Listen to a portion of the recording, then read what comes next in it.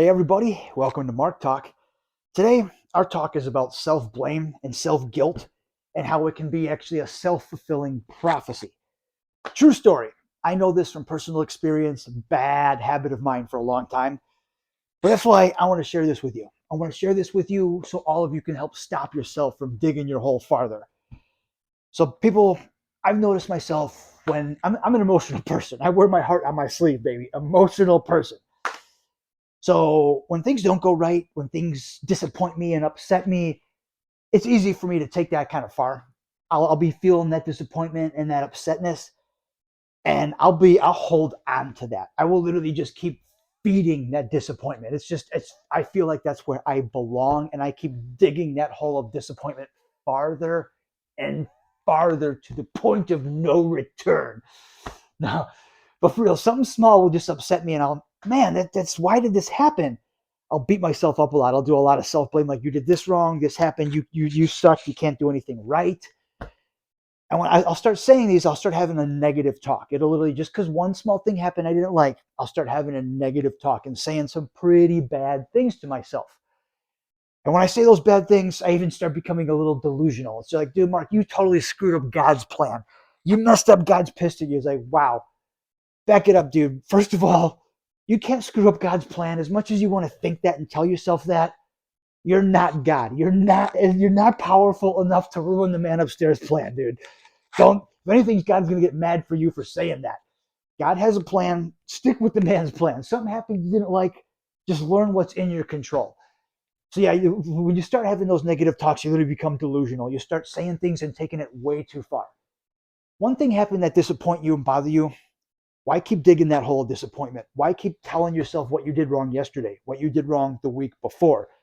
It's again that feeling of disappointment you have. You just keep feeding it. It's where you feel like you belong and what you deserve. You keep feeling it and feeding that emotion. So you're telling yourself all the stuff that disappoints you and makes you unhappy. You keep digging that hole farther and farther. But that's why everybody process. Process is a great thing that helps a lot. I've learned it in therapy. Basically, it helps me be able to process and work through my emotions. I can be like, okay, this is what happened. This is what I expected was going to happen. This is why I feel this way. You can use your rational side of your mind. You can start to think it through and rationalize and take the emotion away.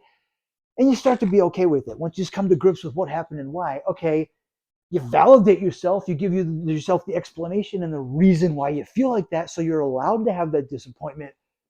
Don't let it travel into the other aspects of your life. Process it and know this is why and what happened. And you have the right to feel that way, but you're going to use it as a learning experience. You're going to learn from next time. This is what went wrong. I'll change this next time. Don't just say that you're a failure and you do it wrong every time. Keyword there, baby, fail. Fail, use that as an acronym, everyone. FAIL, first attempt in learning. You're not failing, you're learning. It's a learning experience and a learning curve. Don't just look at that disappointment and say failure. Look at it and say first attempt in learning. This is what I did wrong. This is what I can change. Use the information to help yourself and change the outcome. Don't use that information just to destroy yourself and be destructive. Don't keep digging that hole of disappointment. Instead of digging a hole, use that dirt to actually build a mountain. Don't climb into that hole. Dig that hole and build something else that you can climb. Disappointment, you have the right to feel that way. No one's trying to take it away from you, but you don't deserve to stay there. You don't deserve to always be disappointed and unhappy with yourself.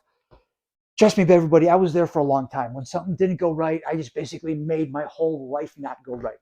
Because the self-fulfilling prophecy, when you have that negative talk, when you tell yourself that you ruined God's plan, when you tell yourself that you suck at everything, you're going to. You're physically going to be bad at everything because you're telling yourself that. So you're going to do a self-fulfilling prophecy. I've been there before, people. Don't do it to yourself. It's not worth it. You really deserve more for yourself. Don't disappoint yourself intentionally.